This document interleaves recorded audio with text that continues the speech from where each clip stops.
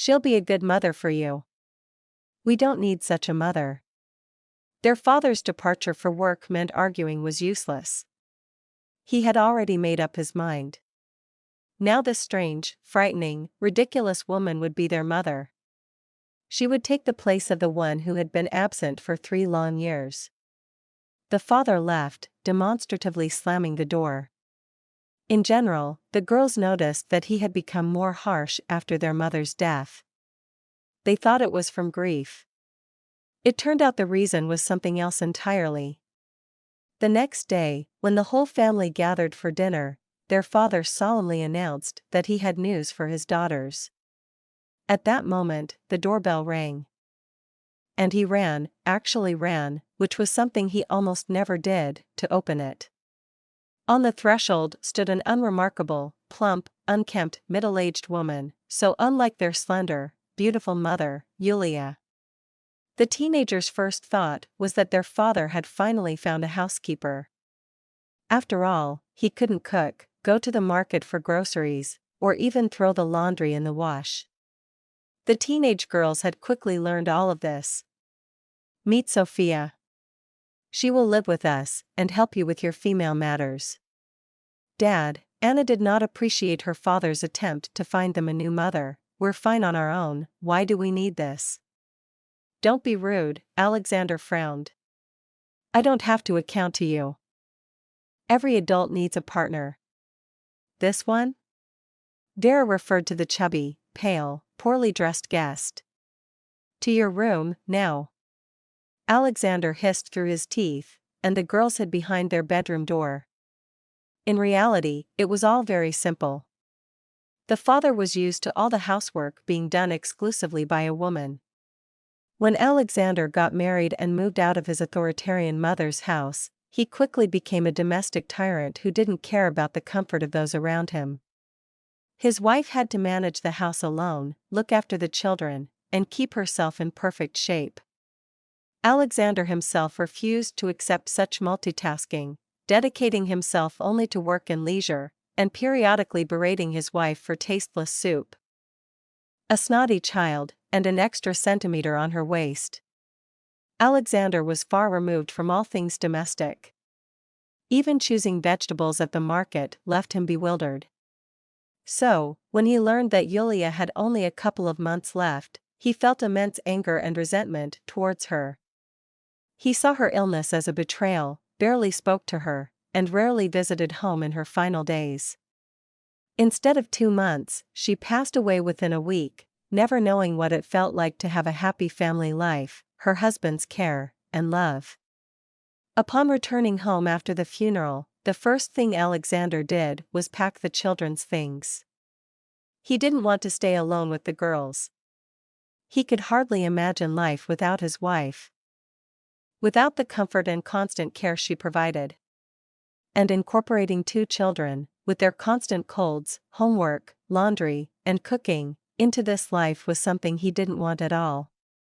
2 hours after the funeral, the girls left for their grandmother's, Alexander's mother. Alexander remembered his life with his mother well, but he was sure she would be gentler with his granddaughters. A miracle did not happen, the grandmother couldn't get along with the girls.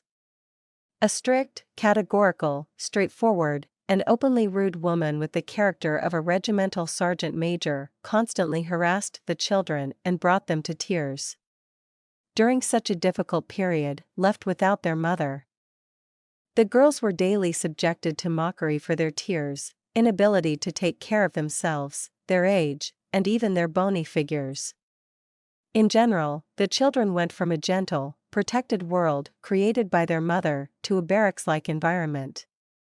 The grandmother raised Anna and Vera strictly, made them do all the housework, didn't let them go for walks, and didn't allow them to communicate with the neighbors' children, let alone classmates. She thought the children were too pampered, spoiled, and capricious. Supporting them after their heavy loss wasn't even considered necessary by her. Death is a part of life. Why grieve? Feeble-minded, Granny chewed on a piece of bread and watched with pleasure as the teenagers scrubbed the floor. Scrub cleaner, cleaner, or I'll make you wash it again. When you finish, you'll go beat the carpet, and then do the ironing. The sisters stayed silent and endured because they knew their father wouldn't spare them or support them either. But one day, during another phone conversation, the younger one burst into tears and told their father how bad their life was at the new place, how hard it was without their mother, and how their grandmother cruelly mocked their grief. Despite all his harshness, the father couldn't take it. Quickly gathering himself, he went to his mother's house to get his children. "This is too much. You're more like a prison warden than their grandmother," Alexander said, helping his daughters pack their things. "Keep talking, you fool," the elderly woman threw out harsh words without holding back in front of her granddaughters. "They have these delicate flowers, and then they cry. In your old age, they won't bring you a glass of water, but white slippers. Then you'll understand how to raise these pampered girls." Yulia was also clumsy, couldn't even iron a shirt properly. "And these girls will be just like her." The long-held resentment towards his old mother and deceased wife erupted into an ugly scandal right in front of the children. The girls quietly slipped out of the apartment and got into a taxi. Their father followed them out. He remained silent the whole way, digesting what had happened. Only at home did he find the strength to apologize to his daughters for not paying enough attention to them and their mother, for leaving them with their grandmother, and even for the scandal he had just caused. 6 months of nightmare ended for the girls. Now they faced a life equally challenging in practical terms but more peaceful. Over the next 2.5 years, the three of them learned to live together again. Without their mother's gentle touch, the girls often quarreled. The father periodically criticized that their mother hadn't taught them anything practical. All three of them tried to coexist and maintain a normal relationship. Alexander openly struggled with this life. He was burdened by everything, from helping his daughters with homework to buying school supplies and preparing meals. More and more, the thought crossed his mind that he needed a helper. However, he had no plans to remarry. The women around him were too demanding.